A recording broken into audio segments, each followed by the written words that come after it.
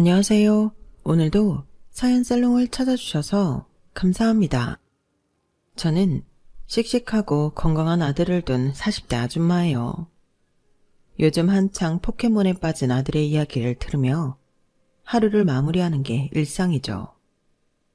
다른 애 엄마들은 아이들이 게임하는 거 내버려두면 버릇 나빠진다고 하는데 저는 아들이 신나서 얘기하는 걸 말릴 수가 없어요.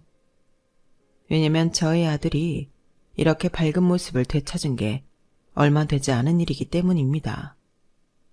불과 얼마 전까지 저희 아들이 애답지 않게 어두워진 시기가 있었는데요. 그 이야기에 대해 풀어놓고 싶어서 이렇게 제 사연을 보내게 되었어요.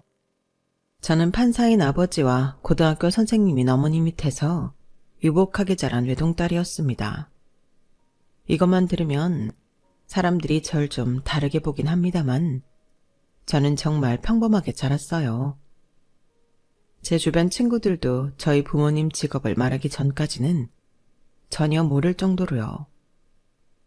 보통 판검사 부모님을 둔 자녀들은 학교에 들어가면서부터 끊임없이 법조계로 진학할 것을 강요받는 데에 비해 저는 부모님의 간섭이 전혀 없었거든요.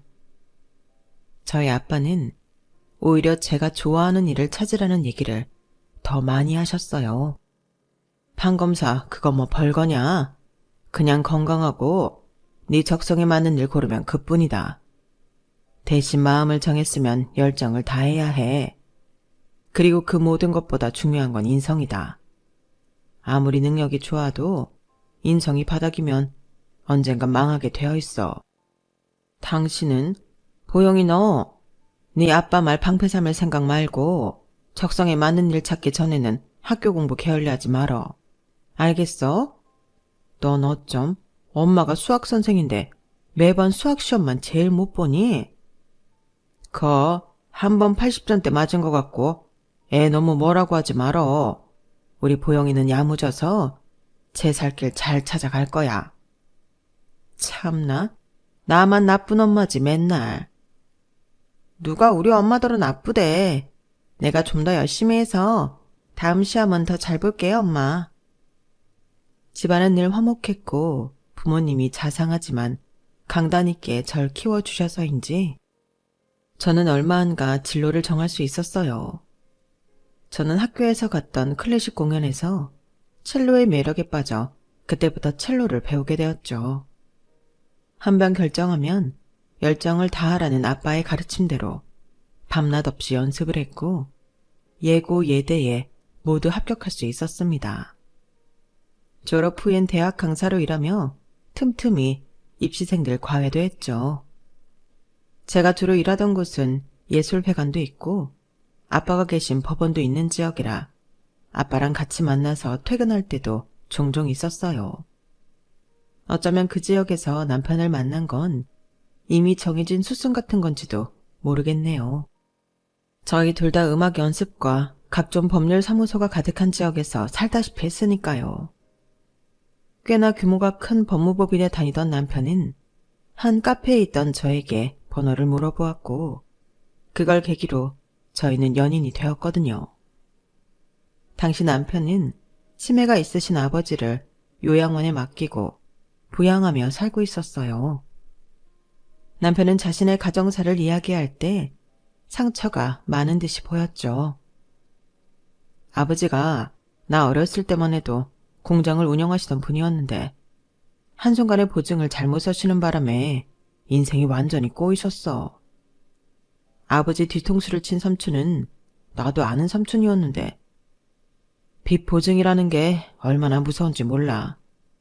한순간에 아버지 공장이 넘어가고 우리 가족이 빚쟁이가 되니 말이야. 세상에, 당신도 당신 부모님도 고생이 너무 많았겠다. 엄마가 가장 크게 고생하셨지 뭐. 아버지는 그 길로 나랑 엄마만 두고 자취를 감추셨거든. 어디서 뭘 어떻게 한 건지.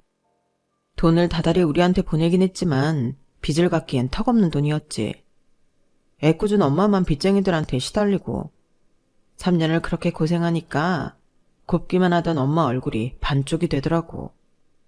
그제서야 아버지가 돌아와서 빚도 갚고 가족도 생겼지만 엄마는 그때 건강이 너무 안 좋아지셨어. 아버지도 큰돈 버시느라 고생을 많이 하셨겠어. 연락을 일방적으로 끊은 건 잘못이지만. 바보 같은 거지. 애초에 보증을 왜 서? 그건 애초에 사업을 할 깜냥이 안 됐다는 거야. 결국 아버지 때문에 엄마는 한갑도 못 넘기시고 돌아가시고, 아버지 본인도 몸이 망가지고 치매까지 와서 아들이 나한테 이런 짐이나 지우게 하시는 거지. 말은 그렇게 해도 요양원에 자주 찾아뵙기도 하고 효도도 하고 있잖아. 당신도 아버지가 고생하셨다는 거 마음으로는 아니까 그런 거 아니야? 어쩌겠어. 부양해드릴 아들이 나밖에 없는 걸. 남편은 그렇게 말하면서도 아버님을 돌아가시는 날까지 살뜰하게 돌봐드렸어요.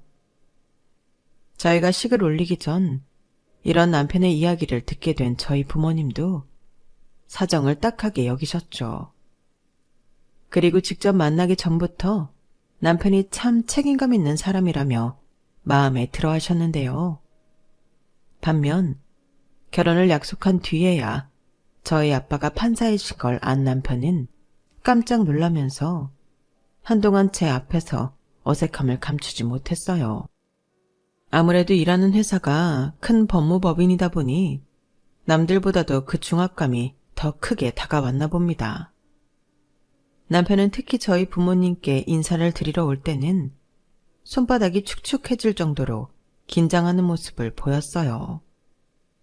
하지만 저희 부모님이 계속 남편이 긴장을 풀 수 있게 따뜻하게 말씀해 주시고 일상적인 이야기를 나누다 보니 점점 마음을 놓더군요. 식사 자리를 마치고 이야기를 더 나누는데 남편이 멋쩍게 제가 변호사라도 되어야 두 분께서도 면이 서실 텐데 라고 하자 아빠는 손을 휘휘 저으며 말씀하셨어요. 변호사든 검사든 그게 내 입장에서 뭐가 중요하겠나. 내 딸과 남은 인생을 함께할 사람인데 우리 보영이를 잘 아껴주고 심성이 고운 사람이면 됐지. 자네가 모진 사람이 아니라는 거 알고 있네. 그거만 됐어. 그러시면서 아빠는 오히려 머리만 좋고 심성은 곱지 못한 사람들 너무 많이 봐서 그런 사람이라면 치가 떨린다고 하셨어요. 오히려 저희 남편이 조금 숫기가 없어도 솔직하고 나쁜 짓 할 사람이 아니라며 좋다고 하셨죠. 남편 역시 저희 아빠를 굉장히 좋아하고 존경하며 잘 따랐습니다.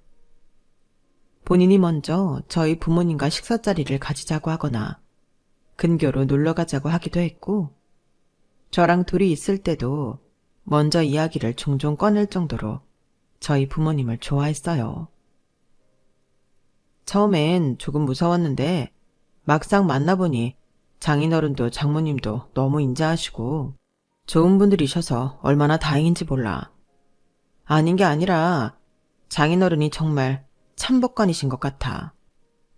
내가 사무실에서 장인어른 이름만 대도 변호사들이 전부 관심을 가지고 엄청 호의적으로 대하더라고. 몇 안 되는 참법관이시라면서. 학벌에 상관없이 다들 인정하셔. 저번 송년회 때는 대표님도 칭찬하시더라니까. 저희 부부는 그렇게 집안의 반대나 다른 방해물 하나 없이 행복한 결혼식을 올렸고 결혼 3년 만에 눈에 넣어도 아프지 않을 아들까지 낳으며 평범하게 살아가고 있었어요. 저는 아이를 낳으면서 동시에 강사 일도 관두게 되었죠. 남편 역시 제가 일을 관두고 육아에 전념하길 바랐어요. 저희는 첫째가 어느 정도 자라고 나면 그 다음에 둘째를 낳을 계획을 하고 있었거든요. 그리고 저희 아들이 아장아장 걸어다니다가 어느덧 힘차게 뛰어다니기까지 하게 되어 저희 부부가 둘째 계획을 논의하던 때였어요. 저희 아빠가 예상보다 일찍 퇴직을 선언하셨어요. 그런데 그 얘기를 들은 남편의 얼굴이 울그락 푸르락 해지는 겁니다. 저희 부모님 앞에서도 안색을 숨기지 못할 만큼이나 말이죠. 그러더니 집에 돌아오자마자 제게 이 사실을 알고 있었느냐고 다그치며 불같이 화를 내더라고요. 몇 년 일찍 퇴직하셨다고 해도 아빠 연세에 맞는 시기에 퇴직을 하신 건데 남편은 지나치게 화를 냈어요. 나도 오늘 처음 들은 이야기야.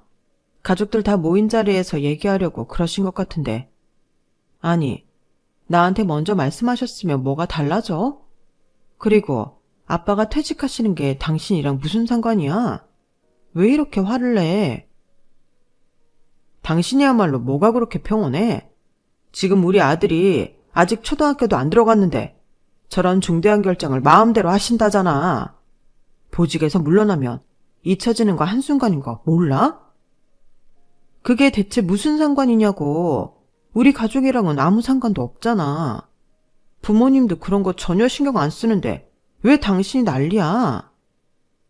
왜 상관이 없어? 이제 내가 어디 나가서 장인어른 사위라고 말도 못하게 생겼는데 적어도 내가 실장 달기 전까지는 기다려 주셨어야 할 거 아니야. 애가 아직도 유치원생인데. 뭐? 당신은 그럼 당신 사회생활 편하게 하겠다고 그동안 우리 아빠를 팔아왔다는 거야? 지금 그 얘기야? 그딴 식으로 매도하지 마. 나는 가장이라고. 가족을 위해서 이득될 만한 부분이 있으면 좀 더 얘기를 꺼낼 수도 있는 거지. 집에서 놀고 먹는 당신이 판단할 문제가 아니잖아. 그걸 가지고 장인어른을 팔았다고 하다니. 당신이야말로 철이 없어도 유분수지. 왜 이렇게 현실 감각이 없어? 그럼 판사 장인어른 안 두고 그냥 본인 능력으로 일하는 사람들은 뭔데? 그 사람들도 현실 감각이 없는 거야? 그리고 내가 집에서 놀고 먹는다니. 퇴근하고 설거지 하나 안 도와주는 당신이 할 소리야? 당신이야말로 밖에서 우리 아빠 덕보고 살면서 집에선 나한테 유세까지 부리겠다는 거냐고 지금. 저는 남편의 말을 듣고 정말 기가 찼어요. 남편은 제 말에 제대로 반박도 못하면서 계속해서 큰 소리를 화를 내다가 밖에 나가 담배를 피우고 오더라고요. 그 일로 저희는 몇 날 며칠 동안 서로 얼굴도 제대로 안 쳐다보고 사이가 멀어졌죠. 그렇다고 남편이 이렇게 말하며 화를 냈다고 부모님께 말씀드릴 수도 없는 노릇이니 저는 일단은 누구에게도 그때 그 일에 대해 말하지 않고 있었죠. 아들을 보며 하루하루를 지내다 보니 차츰 그날의 분노가 가라앉고 무뎌지기는 하더군요. 남편도 일상을 이어가면서 평정을 되찾은 듯 해보였어요. 아들한테는 여전히 좋은 아빠이기도 했고요. 시간이 좀 걸리긴 했지만 저에게도 먼저 화해의 액션을 취해왔기에 몇 달이 지나고 나니 저희는 다시 예전처럼 관계를 회복하게 되었습니다. 그리고 그제서야 저희 엄마가 저랑 둘이 있을 때 슬쩍 이제 화해했냐고 물어보시더라고요. 저는 그제서야 부모님도 다 알고 계시면서 모른 척 해주신 거라는 걸 알게 되었어요. 무엇 때문에 싸웠는지는 모르겠지만 잘 화해했다니 다행이라며 웃으시는 엄마를 보니 왜인지 제 마음이 콕콕 아파왔어요. 그러면서 장서방이 바깥에서 스트레스 받는 일이 많을 테니 화가 나는 일이 있어도 한 번 더 배려해주라며 조언을 해주시는데 남편 편을 들어주시는데도 절 걱정하는 마음이 강하게 느껴져서 저도 울컥하는 마음을 숨기고 알았다고 걱정하지 말라고 웃어 보이며 엄마를 안심시켜드렸어요. 아빠도 저에게 내색은 안 하셨지만 신경을 쓰고 있으셨던 것 같았어요. 그래서인지 몇 번 저희를 초대해서 남편이 평소 아빠의 물건을 보고 눈을 반짝했던 것들 중에서 벨트나 넥타이 핀과 같은 작은 선물들을 주시기도 하셨죠. 남편은 아빠한테 서너 번 선물을 받고는 기뻐하는 티를 숨기지 못하더군요. 지금 돌이켜 생각해보니 저희 부모님의 이런 노력으로 저희 부부는 조금 더 빠르게 관계를 회복할 수 있었던 것 같네요. 집안 분위기가 좋아지니 남편도 그 영향을 받은 것인지 몇 개월 뒤 남편은 과장직으로 승진을 하기도 했어요. 어깨가 전보다 높아진 채 콧노래를 부르며 출근하는 남편을 보면서 저도 덩달아 기분이 좋아졌죠. 바로 1, 2년 전까지만 해도 남편은 가장으로서의 역할을 잘 하려는 마음이 앞서서 항상 여유가 없는 모습이었는데요. 그래도 과장을 달고 나니 전보다는 조급함이 사라진 것 같아 참 보기가 좋았어요. 그때는 저희 아들도 막 초등학교를 들어갈 때였는데 경제적으로도 여유가 생기게 되니까 모든 것이 순조롭게 흘러가는 것만 같았죠. 하지만 이런 평화로운 시간은 얼마 가지 않아서 깨지고 말았어요. 남편과 제 사이에 또 한 번 큰 갈등이 생긴 것이었죠. 문제는 그 계기가 정말 어이없는 일이었다는 거예요. 이번에도 남편은 저희 아빠 일로 불같이 화를 냈어요. 그 원인은 바로 저희 아빠가 그간 모아오신 돈으로 사업을 시작하겠다고 하신 거였죠. 아빠는 아주 오래전부터 저소득층을 위한 복지 사업을 하고 싶어 하셨거든요. 물론 남편은 과거 아버지의 사업 실패로 사업에 시옷자만 들어가도 진저리를 치는 사람이었는데 그 정도가 생각했던 것보다도 훨씬 심했다는 거였어요. 이번에는 저에게만 따로 얘기를 한 게 아니라 그 자리에서 곧바로 저희 아빠한테 언성을 높이더군요. 아니, 장인어른, 이런 중대한 일을 그렇게 독단적으로 결정하시는 건 좀 그렇다고 생각해요. 저번에 일방적으로 퇴직하신다고 하셨을 때도 그냥 넘어갔는데 사업이라뇨. 아니, 사업이라뇨. 그건 평생 자영업을 했거나 본인 사업체가 있었던 사람들도 쉽게 도전하기 어려운 거라고요. 내가 내 직업 퇴직하고 내가 모은 돈으로 사업하겠다는 게 뭐가 그렇게 잘못되었단 말인가? 내가 자네 허락을 받고 사업을 할지 말지 결정했어야 한다는 건가? 의견을 들어보고 결정하시는 게 좋죠. 저희는 한 가족 아닙니까? 아니, 어떻게 그렇게 위험한 행동을 가족들한테 의견 한마디 안 물어보고 결정하시냐 말입니다. 그래, 일방적으로 얘기하는 것처럼 들렸었다면 미안하네. 내가 사과하지. 그런데 결식아동들을 위해서 이런 결정을 내린 게 그렇게 자네가 화낼 일인가? 장인어른, 어쨌든 사업이지 않습니까? 한 번도 사업이라는 걸 해보신 적도 없으면서 뭘 믿고 그런 결정을 하신단 말씀이세요? 그건 그냥 여태 모아놓은 재산 다 날리겠다는 소리잖아요. 장인어른은 저희 재율이 생각은 요만큼도 안 하십니까? 자네는 지금 나를 무시하는 겐가? 내가 1, 2년 준비한 일인 줄 알아. 그리고 자네가 재율이를 챙길 생각은 왜 안 하는가? 내가 설령 사업에 실패하더라도 자네가 재율이 아빠인데 자네가 책임을 져야 할 것 아닌가? 내가 자식들한테까지 손 벌릴 정도로 망할 거라 생각하는 거야? 그러지 말란 법이 어딨습니까? 사업하다 망하는 그 많은 사람들이 다 처음부터 망할 거라고 생각하고 시작했는 줄 아십니까? 그리고 저도 재율이 책임질 만큼은 벌고 있습니다. 근데 장인어른이 재산을 전부 환원한다는 얘기는 또 다른 문제잖아요. 재율이 몫은 미리 떼어놓든 따로 관리를 하던 해야 할 것 아닙니까? 뭐야? 자네 지금 이렇게 언성을 높이는 게 결국 다 돈 때문이라는 겐가? 당연하죠. 가족끼리 이런 얘기는 미리 정확하게 하셨어야 하는 거잖아요. 눈앞에서 거액의 돈이 공중분해되게 생겼는데 그걸 가만히 지켜볼 사람이 어디 있습니까?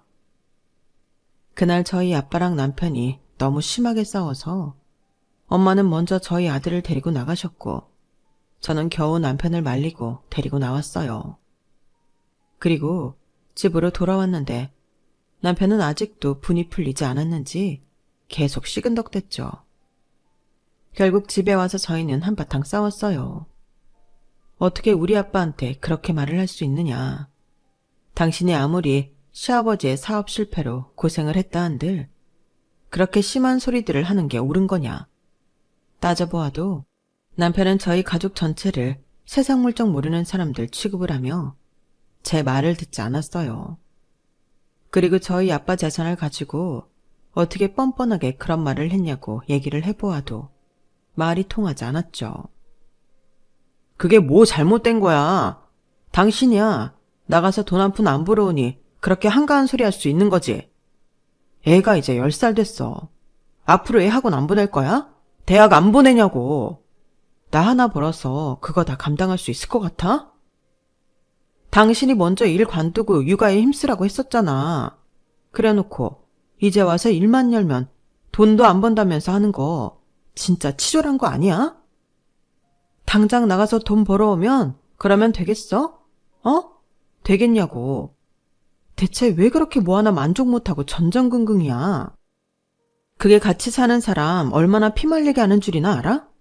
당신 하는 꼬라지 보면 1억을 벌든 100억을 벌든 똑같이 굴 인간이야. 정신 차려. 당신이 나 100억 버는 거 봤어? 100억이 뭐야? 50억만 벌어도 이 정도까지는 안 됐지. 이래서 금수저들이랑은 말이 안 통해. 돈 없이 사는 게 얼마나 힘들고 서러운 일인 줄 알아? 세상 물정 하나 모르는 당신이 지금 내 말을 제대로 이해는 하고 있느냐고. 말이 안 통하는 건 당신이지. 당신이 밖에 나가서 돈 못 번다고 무시당할 직업이야? 그럼 월 3, 400 버는 사람들은 다 거지야? 자꾸 금수저거리는데 우리 부모님은 나한테 돈이 아니라 이 사회에서 제대로 일해서 돈 벌 수 있는 능력을 주셨어. 그래서 아빠 돈에 연연해하지 않는 거야. 그래서 난 아빠 사업이 잘 되던 말던 재산 다 사회에 환원하신다고 해도 당신처럼 길길이 날뛰지는 않아. 알아? 겨우 재워놨던 아들은 울고 애 우는 소리가 들려도 악에 받쳐서 소리를 지르며 싸우다 보니 이게 대체 뭐 하는 짓인가 싶더라고요. 남편에게, 아니 그 사람에게 인간 대 인간으로서 너무나 큰 실망감이 몰려왔고 제 자신에 대해서도 깊은 회의감이 몰려왔어요. 애가 들을 거 뻔히 알면서 언성을 높였다뇨. 결국 제가 먼저 아들을 달래러 들어오면서 싸움은 일단락되었고 저희 부부는 그때부터 남보다도 못한 사이가 되었죠. 저는 살림을 내팽개치고 다시 일을 구해서 경제활동을 하기 시작했어요. 첼로라는 악기가 그렇게 보편적인 악기가 아니다 보니 아무래도 제가 이를 다시 구하는 게 어려운 일은 아니었거든요. 그리고 저희 아빠는 사업을 순조롭게 운영하고 계셨고요. 아빠가 직접 결식아동을 만나기도 하고 다른 사람들에게 후원도 받으면서 아빠가 만든 회사는 조금씩 인지도를 올리고 있었어요. 국내 사업이 조금씩 토대가 잡혀가자 아빠는 해외로도 눈을 돌리셨죠. 당장은 아니지만 5년 뒤쯤 시스템이 안정화되면 그때는 가까운 해외에서도 도움을 줄 수 있으면 좋겠다고 하시더라고요. 저희 아빠가 생각보다 안정적으로 사업을 하시자 남편은 자기가 그렇게 화를 냈던 게 겸연쩍었는지 한동안 코빼기도 비추지 않던 가족 식사 자리에 스멀스멀 다시 오기 시작하더군요. 저희 가족들 모두 그런 남편의 모습이 좋아 보이진 않았지만 그래도 본인이 뭔가 미안한 감정이 들고 느끼는 바가 있으니까 행동을 달리하는 것이라고 생각해서 그냥 받아주었어요. 그래도 가족이니까요. 저와 남편의 사이에서도 다시 대화가 생겨나게 되었고 아이와 함께 셋이 외식을 나가기도 했죠. 그런데 얼마 지나지 않아 저희 가족에겐 또 한 번 엄청난 시련이 닥쳐왔습니다. 이전의 시련들과는 차원이 달랐어요. 저희 아빠 회사에서 세무 회계 일을 담당해주던 사람이 회사 돈을 전부 가지고 도망쳐버린 것이었죠. 이 일을 저희 부모님은 하루아침에 날벼락처럼 닥친 사람들에 의해 알게 되고 말았습니다. 저희 아빠도 모르는 새에 저희 친정집이 담보로 넘어가 있었다는 거였어요. 정말 마른 하늘에 날벼락 같은 일이 아닐 수 없었죠. 원래 그날 아침 저희 아들 등교를 도와주시라고 했었던 엄마가 놀라서 제게 전화를 하시고 저도 그날 오전 레슨을 급하게 취소하고 친정집으로 달려갔어요. 집에 도착해보니 온 사방에 영화나 드라마에서나 보던 빨간 딱지가 붙어있더군요. 아빠는 뭐가 어떻게 된 일인지 파악하시느라 정신이 없으셨고 저는 일단 엄마를 저희 집에 가 계시라고 보내드렸어요. 엄마랑 저희 아들이 가고 나니 저도 심적으로 무너지게 되더라고요. 그래서 일단 남편에게 전화를 걸어 현재 상황에 대해 이야기를 했습니다. 남편은 제가 말을 꺼내자마자 무슨 상황인지 알겠다면서 바로 이쪽으로 와주겠다고 대답했죠. 그래서 저는 발을 동동 구르며 남편을 기다리고 있었어요. 남편은 약 3시간 만에 친정집에 도착했는데요. 어렸을 적의 경험이 있어서인지 침착한 모습이었어요. 저는 남편을 보자마자 저도 모르게 눈물이 왈칵 쏟아지더군요. 남편에게 다가가 기대려는 그 순간, 벼랑간 남편이 몸을 빼내어 저랑 멀어지는 겁니다. 제가 어리둥절한 눈으로 쳐다보자 남편은 제 눈앞에 종이 한 장을 들이밀었어요. 바로 이혼장이었죠. 이게 뭐야? 뭐긴 이혼장이지. 인주도 가져왔어. 얼른 사인하고 지장 찍어. 뭐라고? 당신 집 결국 망했잖아. 와서 보니까 확실히 알겠다. 역시나 불안하더라니. 뭐해? 얼른 찍어. 당황한 제가 아무 말도 못하고 어버버거리자 남편은 제 손에 억지로 펜을 쥐어주었는데 그 순간 집 안으로 다시 들어온 아빠가 저희 둘을 발견하셨어요. 장서방 왔나? 보영이 데리고 먼저 집에 가 있도록 하게. 그건 뭔가? 이혼장이요. 제 집에를 왜 데려갑니까? 신혼집은 제 돈으로 한 건데. 아, 아니다. 짐을 다 빼려면 어차피 가야 하는군요. 알겠습니다. 뭐? 이혼장? 자네 지금... 보영이 너 원래 이혼하기로 했었니? 그게 뭐가 중요합니까? 집안이 폭삭 망한 마당에.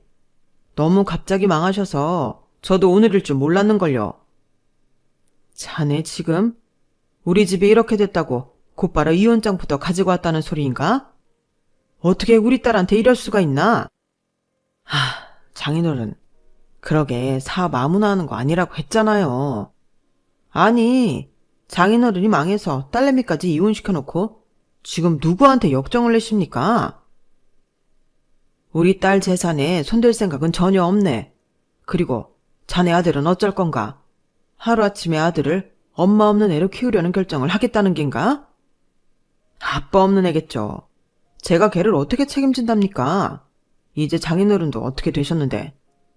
전 못합니다. 다른 부부들은 양육권 갖고 싸운다는데 저희는 그럴 필요도 없으니 깔끔하죠. 이혼장에 도장 찍었으니 지금 바로 접수하러 가볼게요.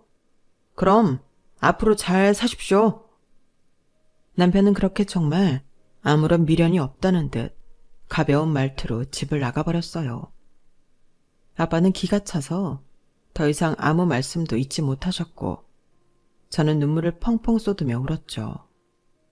왜 울었는지는 정확히 모르겠지만 그 인간에 대한 배신감, 황당함, 서러움과 막막함 등이 전부 섞였던 것 같습니다. 그때가 벌써 결혼한 지 대략 15년이 되었을 때니까 연애 기간까지 합치면 남편을 거의 20년을 알아온 거나 다름없었는데요. 그런 남편에게 한순간에 버림받게 되니 20년의 인생이 전부 부정당하는 느낌이 쓰나미처럼 몰려오니까 정말 엉엉 울음이 터져 나오게 된 거예요. 아빠는 저한테 뭐라고 말도 못하시고 하던 걸 다 멈추고 그저 꼭 안아주기만 하셨죠. 제가 겨우 진정하고 난 뒤 아빠는 무서운 기세로 닥쳐온 일들을 해결해 나가기 시작하셨어요. 나중에 들어보니 아빠를 배신한 그 사람은 아빠가 오래전부터 알고 있던 지인의 추천으로 만나게 된 사람이었는데 생각보다 후원금이 모이자 딴 마음을 품게 되었다고 하더군요. 일부러 아빠의 관심을 해외로 돌리면서 회사의 돈은 물론이고 친정집을 담보로 대출까지 최대한 끌어와 한국을 아예 뜨려고 했다는 모양입니다. 항상 법정 안에서 사람을 판단해오던 아빠가 실생활에서는 사람을 잘못 보는 실수를 하신 것이었죠. 하지만 그 배신자 역시 사람을 잘못 본 것 마찬가지였습니다.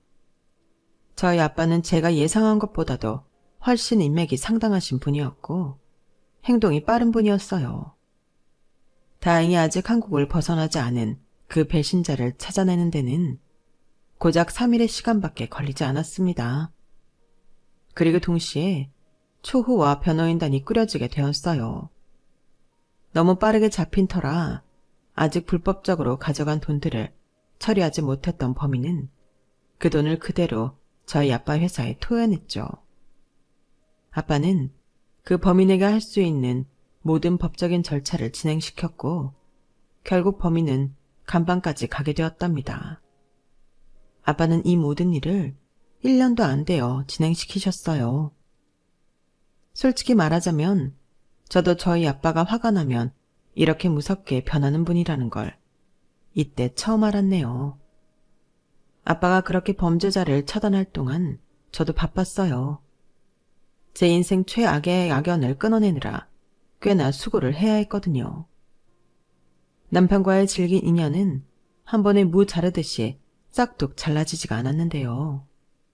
왜 보통 사람의 진가를 알 수 있는 부분이 그 사람의 마지막 모습이라는 말도 있잖아요.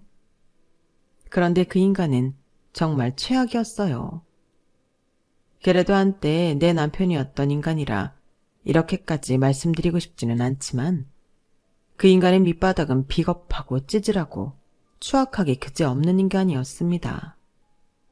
저는 남편이 이혼장을 들고 왔을 때 감정을 추스르자마자 남편과 살던 집에 가서 모든 짐들을 다 빼왔어요.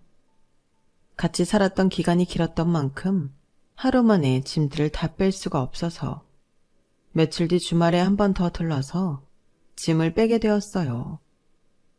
아들의 짐도 빼려다 보니 저는 어쩔 수 없이 제 아들도 데려가게 되었는데요. 그 인간은 제가 가는 시간을 미리 말했음에도 나가지 않고 집구석에 들러붙어 있더군요. 그 꼴이 보기 싫었지만 저는 최대한 그쪽을 쳐다도 안 보고 무시한 채 빨리 짐을 챙기려고 했는데 아무래도 저희 아들은 그게 잘 안 됐던 것 같아요. 아직 초등학생인데 당연한 거잖아요. 그런데 기가 찼던 건 그 인간의 대처였어요. 아빠는 같이 안 와? 아빠도 엄마랑 나랑 같이 가자. 라며 용기 내서 말하는 아들에게 이딴 식으로 말을 하는 겁니다. 안 돼. 아빠는 이제 재율이 못 키워. 할아버지랑 엄마가 잘못해서 거지가 되는 바람에 아빠랑 같이 못 살게 됐거든. 아빠는 이제 재율이 아빠 아니야. 거실에서 얘한테 그렇게 말하는 소리를 듣자마자 저는 눈이 뒤집히는 것 같았죠. 그 정신에도 아들부터 차에 가 있으라고 밖으로 내보낸 뒤 남편에게 엄청나게 소리를 질렀어요. 지금 애한테 무슨 소리를 짓거리는 거야? 당신이 그러고도 애 아빠야? 나랑 이혼한다고 네 아들도 남의 아들 취급하는 거야? 애가 무슨 죄가 있다고 함부로 그딴 소리를 해대는 거냐고. 애도 알 건 알아야지. 그리고 지금 화를 낼 사람은 당신이 아니라 나야. 정신 차려. 내가 당신 사기 결혼으로 걸고 넘어져도 할 말이 없다고. 당신은 아닌 게 아니라 처음엔 판사 외동딸이었는데 이젠 그냥 길바닥에 나앉게 생겼잖아. 어디서 멍청하게 사기꾼한테 뒤통수나 맞고 와서 나한테 화를 내. 뭐라고? 당신 진짜 쓰레기구나.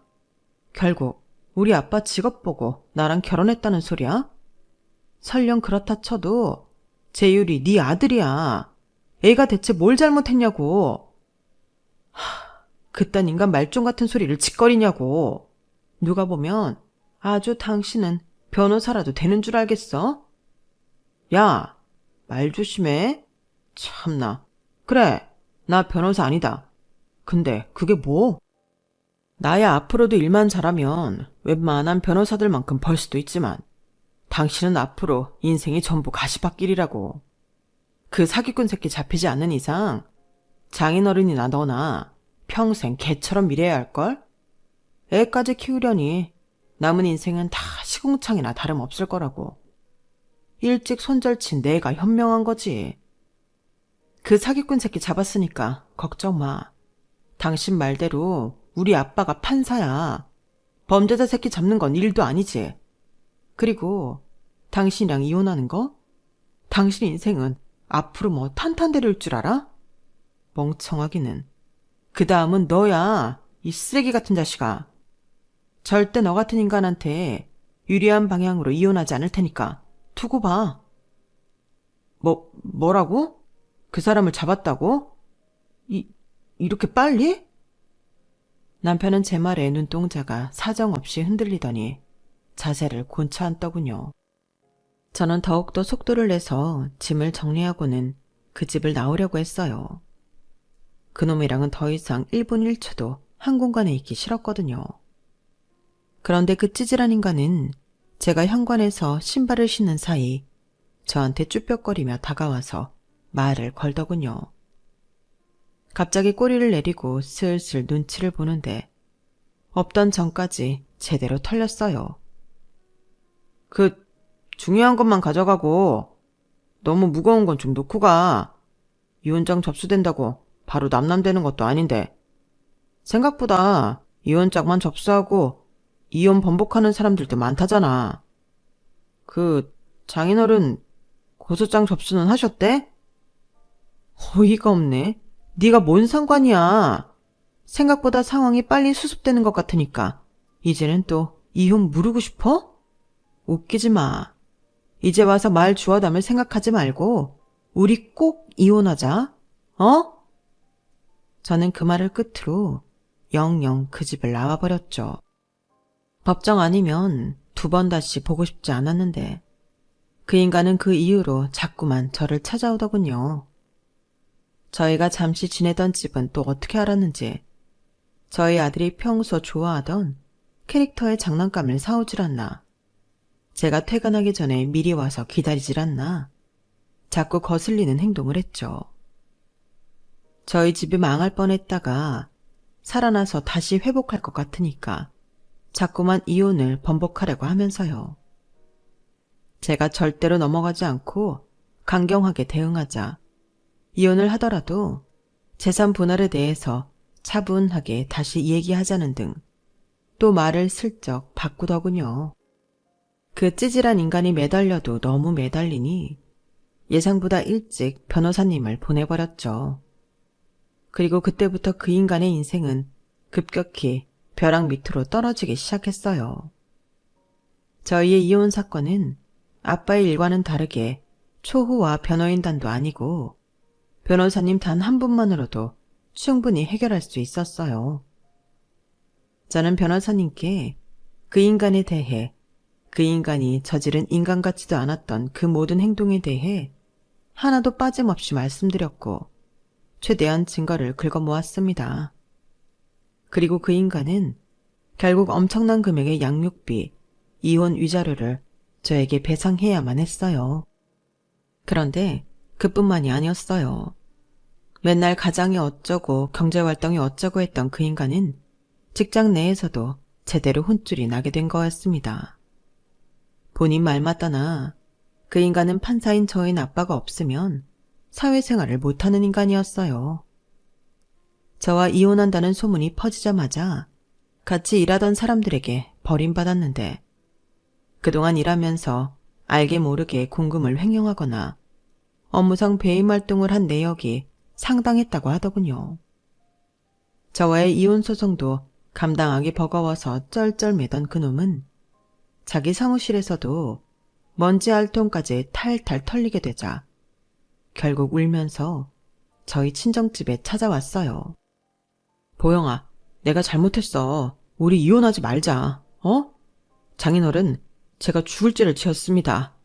제가 잘못 오해를 해서. 오해? 무슨 오해 말인가? 이 박쥐 같은 놈. 그래도 제 잘못은 뉘우칠 줄 아는 놈이고 심성이 악하진 않은 줄 알았더니 이제 보니 지 편한 대로 간에 붙었다 쓸개에 붙었다는 놈이었구나. 저리 썩거지지 못해. 아빠는 그런 남편을 보며 마당에 있던 빗자루로 흠씬 두들겨 팼고, 남편은 두드려 맞으면서도 아빠의 바지가랑이를 붙잡고 늘어지며 손이 발이 되도록 싹싹 빌었죠. 결국 경찰을 불러야 그 찌질한 놈을 퇴치할 수 있었네요. 그리고 얼마 지나지 않아 저는 드디어 그놈과 남남이 될 수 있었고 진정한 홀가분함을 느낄 수 있었네요. 그럼에도 제 아들은 한동안 의기소침하고 소심한 아이가 될 수밖에 없었어요. 저희 아들 입장에서는 친아빠가 자기 존재를 부정한 거나 다름이 없었으니까 충격이 이만저만이 아니었던 것이었죠. 저는 아들 손을 잡고 한동안 상담센터를 다니며 그 문제를 해결해야만 했고, 그간 그 인간뿐만 아니라 저 또한 엄마로서 몰볼 꼴을 많이 보여준 것에 대해서 많이 사과하고 반성했죠. 덕분에 저희 아들은 몇 달 전부터는 전의 모습은 온데간데 없이 밝은 모습을 되찾을 수 있었답니다. 저희 가족은 그간의 일을 완벽히 회복한 채 평화로운 하루하루를 보내고 있어요. 지난 시간을 돌이켜보면 힘들었던 일들을 통해 저희 가족은 각자 몫의 성장을 이룬 것 같다는 생각이 들기도 하네요. 저 역시 상담센터를 다니며 이런 생각까지 하게 되어서 이렇게 그간의 제 이야기를 적어보고 싶다는 생각이 들었기도 하고요. 저도 부족한 부분이 많았지만 그래도 앞으로는 사람을 만나는 일에 좀 더 성숙한 시각을 가지려고 노력하려고요. 이 글을 읽는 여러분 역시 여러분 몫의 위로를 받게 되었으면 좋겠습니다. 들어주셔서 감사합니다. 항상 행복하세요. 여러분, 사연 댓글에 응원과 현명한 조언 부탁드려요. 좋아요와 구독은 저에게 큰 힘이 됩니다. 오늘도 좋은 일 가득하세요.